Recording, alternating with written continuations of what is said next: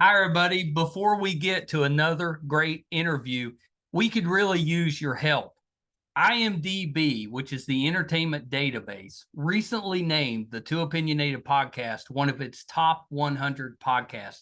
This is a monumental feat for this program. We're a father and son team out of a small town in West Virginia, have been doing this for about 5 years. There's 15 million podcasts out there. About 40,000 of those get to the point that they're listed on IMDb. Out of those 40,000 out of the 15 million, we were ranked number 82. Something that we're just immensely proud of. We're so thankful for our listeners, our watchers, our fans. Thank you so, so much. If you would like to help us out, and we're asking for it, please. It's easy. It's really easy. It's free. If you go to IMDb, that's IMDb.com, look up Two Opinionated Podcast, and just take a look at the page. That's all you have to do. I mean, you're welcome to look at the cast, look at the episodes so you can kind of see who's been on the program. Do whatever you want. But even just bringing up the page, imdb.com, Two Opinionated Podcast, bring up the page, look at it. That helps us so much. So please, if you can do anything, we would really appreciate that. Our YouTube channel is MeisterCon Pod. Love to have your subscription there. It's also free. And you can also check out our website, meistercon.com, where you'll find almost 700 episodes, audio and video, available on there. There's also a terrific blog from Brett, and it'll let you know anything that we have going on in studio, if we're covering a convention, if we're going on location, anything that we have going on will be on the website, meistercon.com. Thank you guys so, so much. We appreciate you so much. I can't express enough how appreciative we are of all of you. We never expected to do as well as we have, and that's all because of you. Thank you so much. Enjoy that interview. Bye, everybody. Hi, everybody. Welcome to another edition of Two Opinionated. Really excited today. So I've got a counterintelligence agent with me, Pete Turner. So welcome, Pete. Hey, man, thanks for having me on your show. Someone who runs a show, it's an honor to know like what it takes behind the scenes. We talked yesterday, pre-production wise, none of this stuff is, people don't know how hard it is to do what you do to exist, and so, man, I appreciate you having me on. Truly, I mean this. It means a lot to me. It does. Well, it means a ton to have you on the show. And you're right. You think, you're just dealing on Zoom. You think it'd be fairly simple, but it's not. You got a lot of variables that go in. Just getting, it's kind of like going to the gym. Just getting there is an accomplishment. So man, I'll tell you what, I use the gym as an example all the time, or swimming. Like someone will say, how do I get good at podcasting? I'm like, let's say that you say to me, I want to be a state level swimmer in the butterfly. Okay. That's what you're saying. And you want to swim 400-meter butterfly. I'm like, that's not a gentle stroke. That's not a gentle task. Like, that's what you're talking about. You got to get in the pool every day. You got to get in the pool when you don't want to get in the pool. And it's like going to the gym. You look at the guy who's big and huge. You're like, I want to be like that guy. But you can't be like that guy. You can't. You got to figure out what guy you're going to be, what you're going to eat, what you're going to lift. Right. You got to be willing to change your entire life. Everybody in here who's his friend, that's what your world's going to be. You're going to change everything if you're going to become a real person who runs a show. Like that's, I don't want to get us off the topic, but that is what it takes to do what you do. Well, I appreciate you saying that. And it did, I've told this story many times on the podcast. My son and I, when we started, we had no clue what we were doing. Yeah. And you could tell it was not great. The saving grace with it is that we were just very open about it, and that we were learning, and we didn't try to cover up any issues that we were having. And I think in the long run that helped us. People appreciated the just being honest about it and saying, yeah, we're learning, hang in there with us. And now we're 700 episodes or so in. We pretty well got it covered, at least to the point where when something goes wrong, we're like, okay, we've done this before, so we can kind Yeah. of deal with it. Where the first time you deal with it, you're just, you're running around like your head's cut off. And I'll tell you what, I used to break my heart when bad things happen. And it's like someone who's kind of younger will say like the Dodgers did poorly in the playoffs, like, oh, they're embarrassed. I'm like, they're not embarrassed. They were prepared. It didn't happen. There are times when I will change some kind of technology thing or something I want to happen, just won't happen. And it's just out of my control. And you're like, we swung, we missed. These things they happen, and then you just get the next show teed up and you move on. It's life. It's just there's so much life in running the show. There's so much life in doing it. Well, and it's as you get older, you don't sweat the small stuff as much as you did when you were younger. You freak out about everything. Kind of like a new parent. You freak out about everything, when you first have a baby. The second one comes along and you're just like, ah. The best early advice I got as a parent, the best early advice. My kid was crawling upstairs at a church at Christmas time, and she started tumbling down the stairs. So before that, this lady had said to me, she's like, Pete, kids bounce. And I'm like, all right. All right. Yeah. Kids bounce. You got it. Yeah. And They're so my tough. kid started kind of rolling down the stairs, like a little baby would roll down the stairs. This sounds horrible, but it's padded. And she's like, da-dunk, da-dunk, da-dunk. And she, she's fine. It was fine. Yeah. They're pretty tough. They are. They're tanks. Well, when we were growing up, they just throw you back in there. Rub some dirt on it, walk it off, whatever it is. And we were out there probably with concussions and stuff. Oh, yeah. Didn't know. Yeah. It's like, just get back out there. It'll be fine. Helmet. What you need a helmet for? I suppose most of us survived. So yeah. So Pete, let's start this way. I mentioned counterintelligence. Talk about that a little bit. What we hear that all the time, but what does that mean? What is your kind of role in that world? Give us a little background. It's a hard thing to define. Even people in the military even really don't know what it means. And I'm being straight up. People with the decades in the military, if you're like, oh, I'm a counterintelligence agent, they'll have an idea of what it means, but that job is so multifaceted that I could meet my peer who's fantastic at our jobs, and we will have to explain to each other what we do, because there are just so many different things. So I might be someone who does counter surveillance and just be hyper focused on that. And that's all I do in my career for the most part. And so, yes, I know what that is, but I don't know the ins and outs of it. I don't know like the nuance of it, right? You might have someone who does strategic work in embassies their whole entire career. I don't know the day-to-day tasks of that person. I'm familiar with what they might do, but if I would, and I'm in this field, I know people who do this work, and I still have no earthly clue what I would do day to day if I showed up at their desk and be like, I'm here to be a embassy-based agent. So even in my field, within my career, it's hard to know. What I did was tactical collection, and I had the fortunate misfortune of being able to stay in combat on the ground and going off the camp. Instead of graduating up and promoting and getting away from the battlefield, I sort of moved laterally around the organization. And so I kept getting to go out. And that's really what defines me and makes me unique, in that I would stay in a region and just get hyper connected, but also watch the military move over the top of me. So I would stay in the military, go boom, boom, and there'd be like a new unit. And I'd be like, oh, here's what I know. I know you guys, and I know the last guys. I knew the guys before that. And then I would be able to help that commander. This is ultimately the essence of what I did: win more, lose less, and help him cause the enemy to lose more, win less. And that's what I'm trying to balance that equation: is how do I get us to suck less and how to get the enemy to suck more. I actually love that explanation. I can follow that. That makes sense to me. So your job, you're really you're one piece of the puzzle. So you're giving your information, and then the person you're giving it to is probably collecting it from other sources as well. And then that overall makes a picture, I'm assuming. Yeah. And a lot of times I become the source, right? So if you might picture, like, I'm going to look over the edge of a hill and I'm going to go back and tell the commander, right? So now, instead of doing that, I go over the hill and I'm in town and I'm talking to people and I'm getting to know folks. And they're like, oh, you got to meet my cousin Dave. And I go meet Dave, and Dave's like, oh, let me teach you all about farming, because we care about farming. And then I go back the next day and I go over the hill and I meet someone and he's teaching me about banking.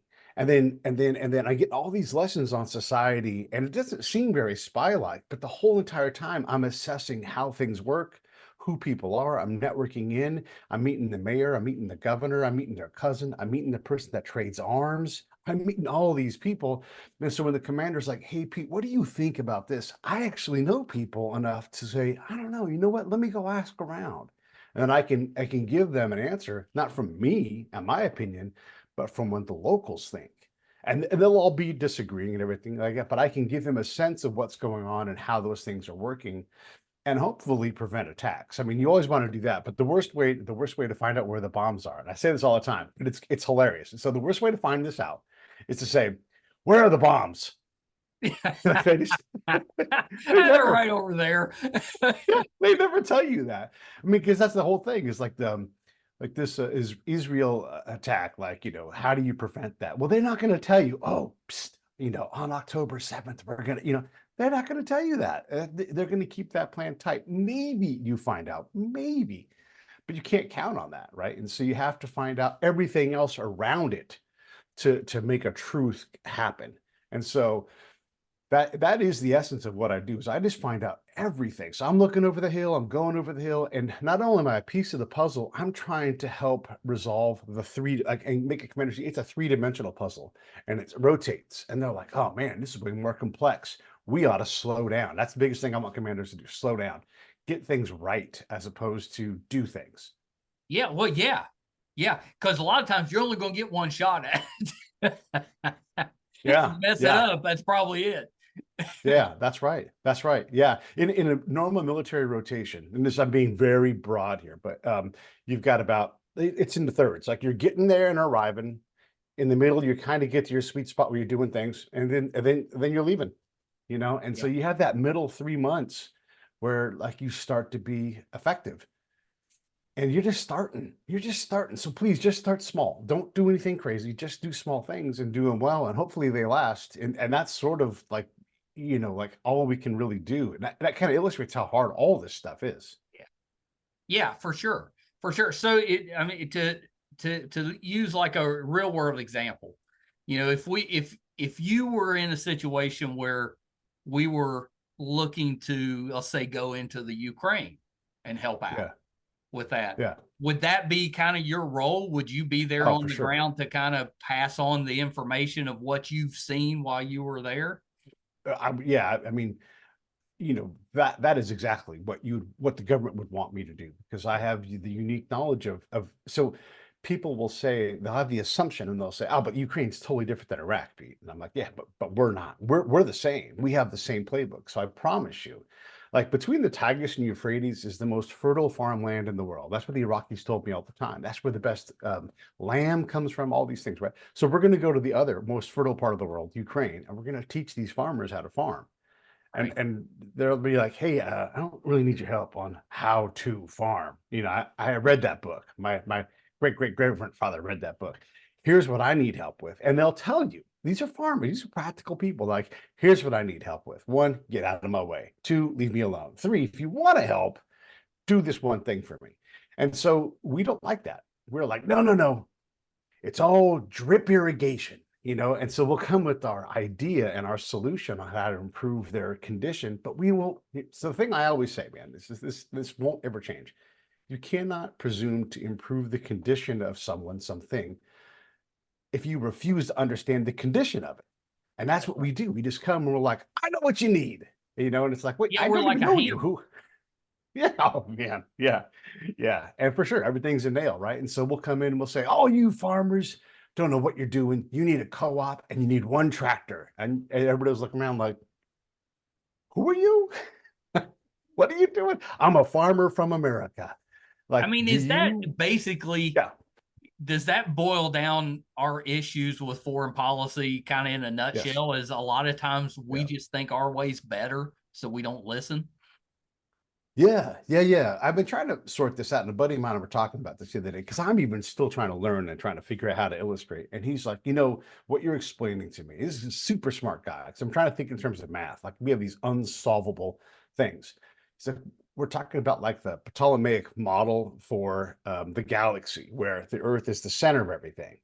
And Yeah. until you realize that that isn't the case and it changes everything, um, that is how you operate, right? And so that's sort of how we see things. Like someone will come and say, females are half of the population, therefore we must focus all of our energy, or at least a major portion of energy, on females. Like, oh, hold on, people are getting shot. People can't go to the bank.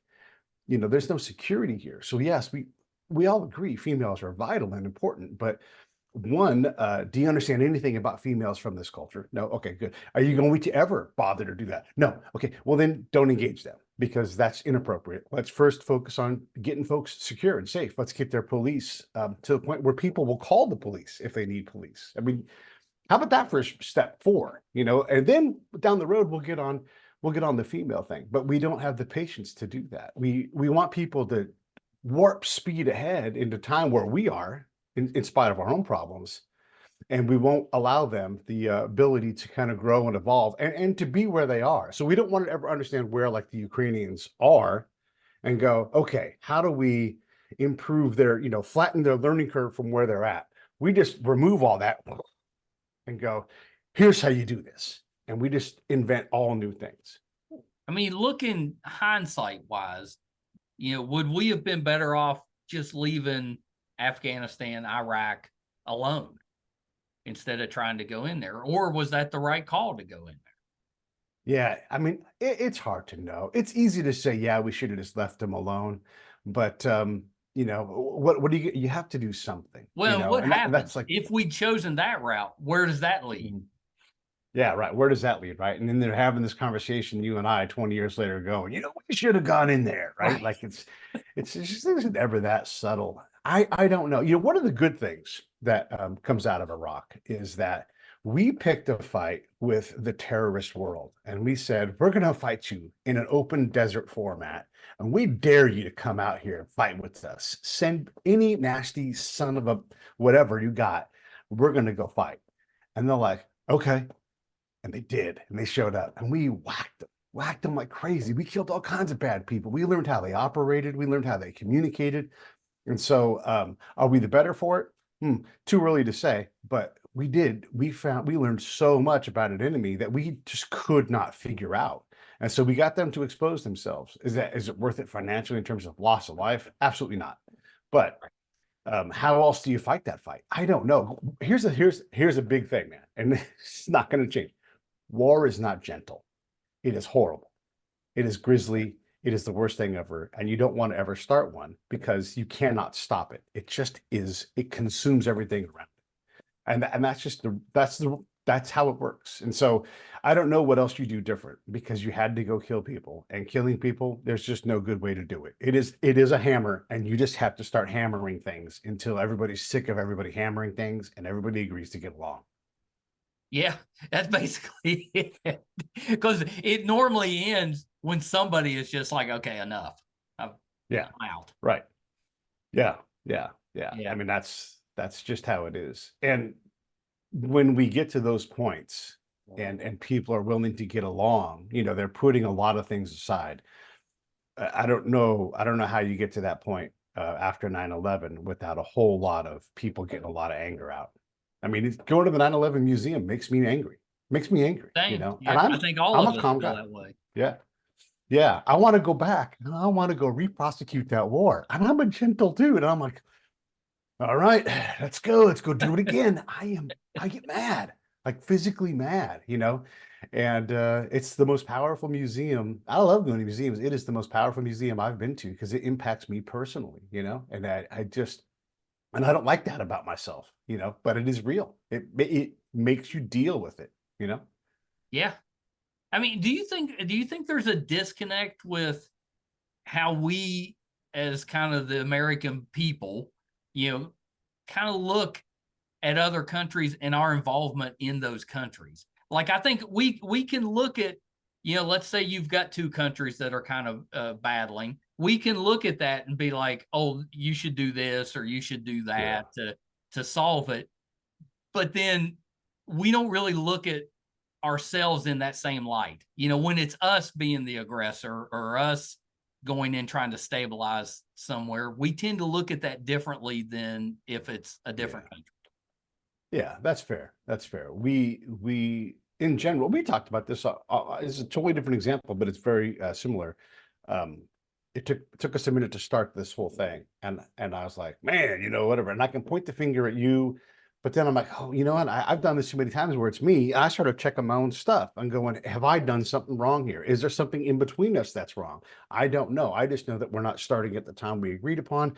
What can I do to improve this, right? And do I just need to be patient to improve this, and it turned out patience was the thing that was going to win that thing.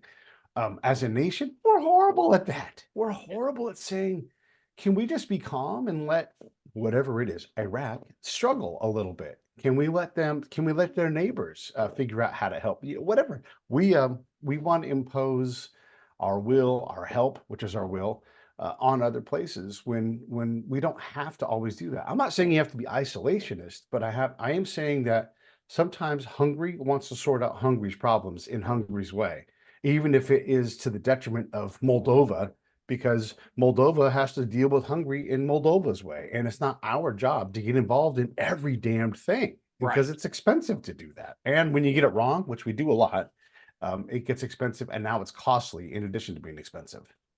Yeah. Well, and I think a lot of us tend to look at it as, we've got all these problems here. Yeah. Why don't we put that money into our own country?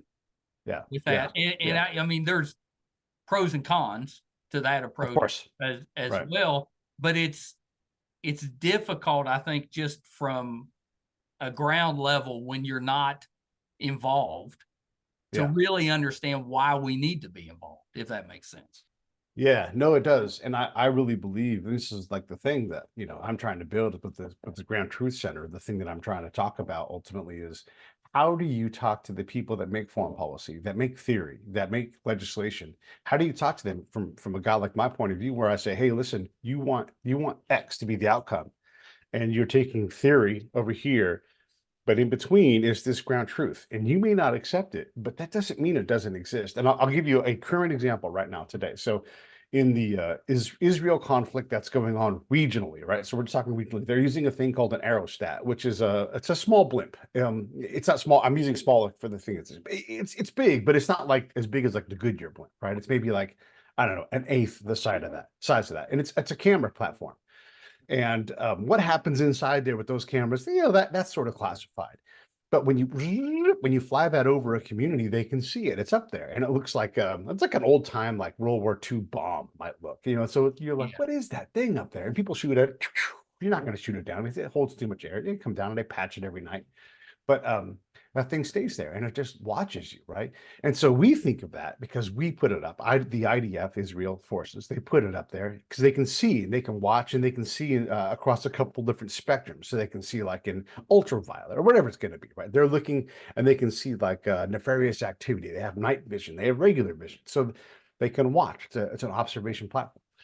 Well, when that thing is deployed and on the other side of the hill, they look up and they see it, they can say whatever they want about it. And so the nefarious actors, just the day-to-day people, is 100% true. So in Afghanistan, we have one of these things up. And my buddy's walking around and he's like, hey, what do you think that blimp does? And they're like, oh, yeah, we know what that thing does. It makes us mad. Oh, it makes you mad. This is important. We pay attention. Why does it make you mad? That thing has X-ray vision and it looks at our women through their clothes. And my friend's like, I'm gonna write that down in the book because we want to know this, right? Like, how do you? So now you're losing the war right there. Like that's an affect. You're creating anger as an affect from this thing that you're trying to just reduce harm, but that's not what's happening. So yes, you're reducing harm from this one little silo, but you're increasing harm over here by creating anger, and you're trying to bring anger down, right? And so you go to the commander, you're like, hey man, you see what's going on here? And the commander's like, ah, damn it, how do we fix this? And I don't have all the answers, but you start to work on that problem, and maybe one of the answers is you bring tribal elders in and you just show them the feed. Here is what this thing does. Have your son go out in the yard. He walks around, like, and you show him, like, look, this is what it does. Anytime you want to come see this, you bring any farmer you want. We'll show you what's going on. We will never hide this thing from you. It's always open. It's made to make sure the Taliban stays out of that area. And when we see them, we go out, and then you just communicate openly with them, right? But if you don't communicate, this blimp that you think is keeping you safe is actually raising tension in the area, or not. But unless you go over the hill to find out, you don't know. Well, yeah, if we're not explaining what it's being used for, it's going to be thought of as a threat in some way. At least potentially. Yeah, right. At least right. potentially. Yeah. And so that's the thing, is like when we do something to some other place, like when we kill General Soleimani, right? We don't know what the message is over there on that side. Now, of course, it's going to be contrary because we've killed someone. When somebody kills, when somebody attacks his funeral, 2 weeks ago, we don't know who that's blamed upon, right? And we may find out, ISIS takes credit for that. That doesn't mean that they agree with that on the ground out there. They might be like, no, that was the Americans. ISIS took credit, but we all know it was the Americans. And that will always be true there, right? And so you have these truths, these realities. So the theory person can't apply that ground truth. And when I bring that ground truth, like, hey, I went over there to see if what you wanted to do is possible. Here are some realities that you have to deal with. Like, not interested in reality. I'm like, well, then you can't accomplish X, because these things have to be, it's hard. I'm not saying to the person, it's hard to do this. It's delicate work. It's deliberate. It's filled with errors. Like, I'm not interested in that. We're just going to go ahead and continue to go forward with the theory as I've planned it. And that's what we do in foreign policy. Yeah. Yeah. And I don't have an answer to what would be better as far as what we can implement that would be better. In theory, we can sit and talk and say, oh, yes, this would be a better way to do it, but that's not easy to put into practice. Yeah. And I'm being on the negative side of things. A lot of things that we do work, and a lot of things that we do work, like we move stuff incredibly well as a military force and as a combined force. When we look at our partnership with Great Britain and Australia and always, we work together like in amazing ways that other countries are like there's no way we can fight these guys together. Like our ability to share information, all these things, it's incredible. So there's all kinds of good things. Right now we're seeing a little bit of a conflict with our shipping. Normally our shipping around the world is completely uncompromised. Maybe there is an incident somewhere like in the Persian Gulf and a pirate gets a ship. Right. Out of thousands of ship missions every year, like shipping things. But right now it's a little contentious because there's a war going on in the region, right? But that's how steady and secure our foreign policy is. So you have to give credit there. Not like, the Straits of Malacca are not in any way contested right now. That may not mean anything to anybody. That's a testament to our foreign policy. We don't even worry about the Straits of Malacca, So we have all these areas where it does work, and it is working. We do have this wonderful life, and we do get to bring up the condition of people around the world because the U.S. is a good partner. But when it's ugly, man, it stands out, and it's a nasty, weeping, gross smelling wound when we screw it up. Yeah. When we mess it up, it's not good. It's pretty bad. Yeah. How does the institute that you're putting together, how does that fit into all of this? Well, what we're hoping happens is that we will be able to lend voices across a variety of disciplines. And it turns out there's a lot of different people that are interested in this because they want to get that ground truth. Like, so I was talking with Alice, I don't know, you remember Nellie Olson from Little House? She's got a show. Yeah. Nellie's actually, she's been on the program. Yeah, so Allison's she's done social work, right? And she went around Hollywood, during like the AIDS, like the full bloom of the AIDS crisis, and so she understands caseworking. And when we look at like things like homelessness, and we try to come up with solutions for homelessness, like, hey, we need to build more homes. Okay, well, that's one aspect of that problem. But how do you take someone who's schizophrenic, or take someone who their normal life is perforated with not normal? And how do you reduce that perforation so there's more, so that takes ground truth. And so even if it's not combat related, how do you get ground truth into policy in general? And so even as like I designed this organization, we keep bolting on what I call babies. Everybody's got a baby, so Allison has a baby. She's like, hey, you got to get social work in there so that social workers can communicate to the top and say, hey, when you're designing this policy, when you're getting this thing written, you have to get money in for this aspect of it because like one of the things in social work is that you can get someone off the street, get them through a program, and 6 months later, hey, problem solved. But there's no longitudinal study of that person. And so 6 months after that, back in crisis. And so you've solved that problem for 6 months, but you've not actually cured the problem. And so like all of these things go into what we're trying to do. So that's where we fit in, is how do we partner with institutions, legislators, academics, to get them to think about, hey, how do we get a ground truth expert in here to help us with this theory so that we don't bake in Ptolemaic center of the earth is the center of the universe thinking, and start to think in a different way so that look, someone in the ivory tower, and I'm being unfair, but this is a purpose behind this. Someone in the ivory tower can't know what it's like to be in Sadr City, Iraq. They just can't. And so they have to accept that and say, how do I find someone who understands Sadr City, Iraq? Well, let me call Pete at the Ground Truth Center and be like, oh yeah, sure, I have someone, hang on. And then we send that person over there and they collaborate. And then hopefully they're able to improve the theory, improve the legislation, improve the budget so that it's more, I don't, just it plans the ground truth in. It allows for that reality that we can't accept. It allows for it to be more true so that when we do put people out there, the people on the ground are like, hey, they actually know I'm down here working and doing this impossible task. Yeah. Well, that makes sense to me. Yeah. How is that different from, other think tanks that are out there? Yeah, well, I mean, one of the things is I don't want to take any foreign money. I don't want to in any way be tied to politics. So look, you have to take money from things that are on the right, some things that are on the left, that kind of thing to exist. But I don't want to be a think tank. I don't want to come up with the concept. I want to help a think tank be better. I want to amplify what they're doing. So I try to avoid the word think tank, but it is the best way to sort of describe what we do. But I don't think that we need to write new position papers other than to say, in this position, we would add in this ground truth element. And so we would add on a complicating factor, but we would say, here's what you have to think. Like one of the things that I would say is when it comes to going overseas and dealing with female empowerment, and I'm published, peer-reviewed on this, I would say, don't do it. Like that's the norm. Like the first thing you have to say is we are not supposed to do this. We don't have license to do it. And if we're going to do it, we need to get trained cultural experts in that specific area and then go talk to them and see what they say. Because if they're like, oh yeah, for sure, totally go in and engage those women from that country and try to, then we come up with kooky ideas that make no sense, right? And so that's why like you put the hard stop, boom, stop. Do not engage the women. You cannot reliably do that. Or let's go dig wells. That's a great one. Let's go dig wells. Stop. Do not dig wells. Do not mess with the water until you've done these things. There's steps to this. Well, that sounds hard. Then go back to the first rule. Stop. Don't go dig wells. Just don't do it. And as much as we want to, we're desperate to bring fresh water. It's why we always talk about wells in that kind of that part of the world is in this job field is wells are hard.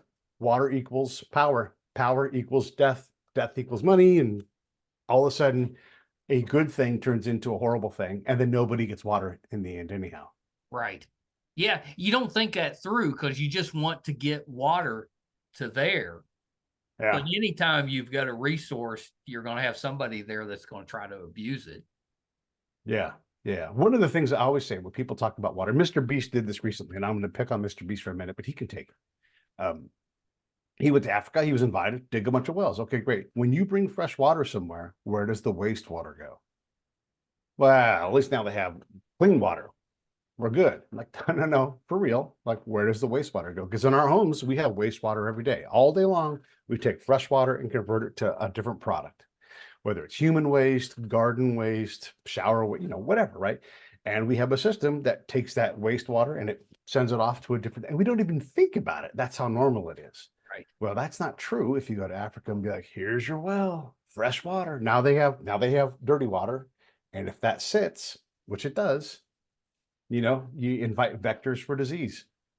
Well, Yeah. have you made the problem better or worse? Yeah, that's a good point. That's actually a really good example because that that's going to happen. At some point we're going to Yeah. stop having our hands in it, and then it's Hmm. just going to set and become an issue. Hmm. And Well, you know yeah, what's really hard to do? It's hard to clean water. It's hard to put dirty water somewhere without just dumping it into the river, you know? So it becomes a real problem. It's not that you don't want people to have clean water, but how are they existing now? Okay, they're doing this thing, and so you have to work within that system and go, how do we not cause more harm? And it's really tough to do that when it comes to us. Very, very tough. yeah, yeah. Uh, any thoughts with the situation in the Ukraine? Where does that likely end, or does it at some point? Yeah. Yeah. I mean, as soon as you say it's going to change, but today I would say it ends in a tie. Ukraine cedes lands to the east. And then what I hope is that we partner with, look, no matter what happens, this is going to be true. Ukraine will be next door neighbors to Russia. They will interact and do business. What we don't want is there to be hot spots of conflict where people don't get along, right? So, how do we broker a peace that will be lasting when we don't have conflict? How do we help Ukraine figure out how to convert itself? Because whatever industry it's lost through demolition and war, through ceding land, whatever happens there, how do we help them recover that internationally? They have a problem with corruption. And so, how do you get international business to go, ooh, they got corruption there? I'd like to invest my money. Right. Okay, that's tough, right? The court system there is hard. A lot of court cases, business wise, exit out of Ukraine and go into the European court. And the European court, like, hey, yeah, that's not right. We find it in the businessman's favor, and they send it back to Ukraine. And Ukraine's like, we don't care what you say. And so now, if they have a problem, and businesses see that, and they're like, you have court cases going in different directions for business, we don't want to put up, so we have to fix that, right? So we have all these problems where even if we get a truce or some kind of demilitarized zone or something like that, you still have to find businesses that are willing to go in and partner and help reestablish the very Ukraine can make all the money it needs if we just leave them alone. They've got fantastic business people there that know how to take dirt and turn it into products that we all use every day. If we get out of their way, they will do that 100%. It's just a matter of, do we want to speed that up? How do we get them to be less corrupt? Because that's good for everybody. And how do we not screw that up? Yeah, yeah. Looking at it, I think most of us would agree, but was that just a misstep on Russia's part going in there? Or is this kind of what they expected to happen, but they did it anyway? I don't, it is so hard to know because when you see tanks lined up in a column driving down the street, that makes sense because it's easier to do that. But when they can't go run across the field, that's because they know their tanks are going. When tanks go into dirt, they go slower, they get chewed up, they break. And when tanks break in the field, yes, they can repair them, but it slows everything down and the tanks become less effective because if tanks aren't moving, they get killed. And so when you line them up all on the street, guess what happens? They all get in a line and it's like, bam, they get killed, right? And so I don't know why they chose that time to do it. Obviously they thought they could win, otherwise you don't make that move, but they did not. And they must still think that they can win, but they probably will not. And I don't know how Ukraine wins. I don't know how this thing ends in anything other than they both get sick of fighting. And hopefully we just go and reset things back to 2021 and go, okay, no harm, no foul. Everybody just go back to your corners and just go back to being Russia. You go back to being Ukraine. And maybe that's the best case is we just say no harm, no foul. And everybody gets back what they had when they started. If that's the case, and that is probably what most likely will happen, what was the point? What you say that about Yeah. any. But Yeah, I you don't had, know. I don't know. looking at it just from the outside in, you had to be able to look at that and say, okay, there's a chance this could just get messy and nothing Yeah. changes other than Yeah. putting all these resources into it. Yeah. It is a mess. I don't know. I don't know why it's such a waste. And war is horrible. Yeah. When I say we go back, no harm, no foul, there's hundreds of thousands of people are dead. There's a massive, like you talk about, like the environment. You know what's bad for the environment? War. It's horrible for the environment. You know the amount of energy it takes to put a cubic yard of concrete 50 feet into the air, which is what a building is, right? I mean, it's a massive amount of energy that has to be expelled to do that, and to go and clean the earth that's been polluted with diesel and everything. I mean, come on, it's horrible. The imbalance of men to women that's not going to be repaired for generations, and the exploitation of women that has happened and will continue to happen for a long time because there are too many women. It's awful. It's awful. And I don't know why I don't know why humans are so bad at humanity, but here we are being bad at humanity. Yeah. Yeah, I know. It's kind of disappointing that we're so bad at this. By this time, you think we'd have a few things figured out for the good, Yeah. and we don't. Yeah. And look, we got everything's balanced, right? We have a lot of things figured out. Poverty is way less of a problem than it was 100 years ago. Even here in America, I mean, the average diet 100 years ago is not what it is now. Poverty is way less of a problem. Starvation's way less of a problem. We have done a great job as a planet of dealing with these things, but we still have problems, and we'll always have problems. It's just these are today's problems, and they're particularly uncomfortable today. Maybe 10 years from now, we'll look back and be like, oh, those were easy problems, and we'll have harder things. I don't know, but it definitely is. It's definitely a concerning time, because the Middle East is one of the things we lose track of is just how close all those places are. Yemen and Saudi Arabia and They're right Israel on just top are of not each that other. far apart. Oh my gosh, right on top of each other. And they got water just to make it close, so you can float in and be like, hey, I see you. And Jordan and Egypt have managed to stay out, but what does it take to draw them in? And here's the thing, man, and these things happen. These things happen in history. What happens if some Arab guy's like, I know how to light this thing off, and they go blow up the big mosque there in Jerusalem? And everybody points at everybody else and says they did it, and the next time that happens won't be the first, won't be the last. That kind of thing happens, and it drives people bananas. And so the sooner that war gets over with and all that conflict stops or tempers down a little bit, the better. But I don't see it stopping anytime soon. No, I don't either. Pete, thank you so much for taking a little bit of time. This has been terrific. I could talk to you all day. Let's do it again. And probably still wouldn't solve anything. But yeah, we have to do it again. It's just kind of talking that stuff through. And at least when you talk with somebody, you can both agree that whatever you're talking about is screwed up. You may not be able to fix it, but you can agree that it's messed up. That's true. There's a lot of things that are messed up. And what the thing is like you can talk or you can act. So go find a problem you think you can fix and get to work. That's what I would say.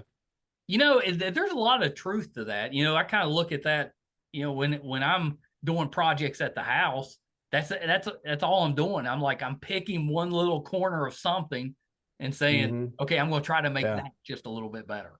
Yeah. And it's basically now get out of the house and go grab a friend and fix something in town, and just go, hey, we're going to go fix this, Yeah. Just make a, what is it? Pay it forward just a little bit. Yeah. Pay it forward. Hell yeah. There you go. Pay it forward. Yeah. So Pete, before I let you go, if we want to know more about your institute, what's the actual name and where can we find information on it? It's called the Ground Truth Center. I've got the website down right now for some updates, but it should be back up again this weekend. You can always get a hold of me. Best way is pete@breakitdownshow.com, or just go at Pete A. Turner on any social media site. I'm not that hard to get a hold of. I'm glad to put information in front of folks. And, the website is there just to be a way to really to direct you back to me anyhow. Yeah. I mean, the website is not meant to be like some kind of, I don't want to run a website. I want to help people make better decisions. So even when it's up, it's going to, guess what it's going to do? It's going to direct you back to me. And I'm going to try to get you to the person that you get a hold of Pete. Talk to. Yeah, get a hold of Pete. So just start by just getting a hold of Pete, Pete@breakitdownshow.com. Because guess what? The Pete at Ground Truth Center, guess where that goes? Pete@breakitdownshow.com. So it all funnels back to Pete A. Turner or Pete@breakitdownshow.com. That's what I want you to do. So that is the best way to get a hold of me for all these things. Yeah. Well, thank you so much, Pete. This has been informative, and we have to do it again. This has been a blast. Love it. Thanks, man. I really appreciate it. Seriously, appreciate it. Thank you. Yeah, you're so welcome. Okay, hold on one second. All right, so Pete Turner, the name of his institute is the International Institute for Nonproliferation Studies, IINPS. Really interesting guy. I absolutely love that. It's he talks about stuff that we don't always have access, just as the general public, to. So, without giving any secrets away, obviously, Pete was able to kind of explain, how his role and others like him can affect the outcomes of situations just by being there and understanding the people on the ground and the climate, the situation that's going on, so that when the government comes in, he can pass that information on, so that we're making as informed decisions as we can about the situations that we're in. I find it really interesting with that stuff, especially now that we've got a couple of pretty large conflicts going on in the world right now. I think most of us would agree that they seem, outside looking in, unnecessary, that maybe we could find a more peaceful solution to some of those. But interesting, I think, nonetheless, just hearing about an experienced counterintelligence agents kind of thoughts on the political situation, some of the United States dealings with other countries. I found that really interesting. Hope you did as well. If you're finding us for the first time, thank you. Really appreciate you being here. Love to have your support. It's easy. It's free. If you prefer to watch, our YouTube channel is MeisterCon Pod. Please just subscribe. Really does help us a ton. It's free. Doesn't cost you a dime. If you're a listener, just wherever you listen to your podcast app, please subscribe there. That'll help us as well. Today we put out episode 717. You can find all of those audio and video on our website, meistercon.com. So definitely check us out there. I also put a plug in IMDb, which is the entertainment database. Recently named us a top 100 podcast.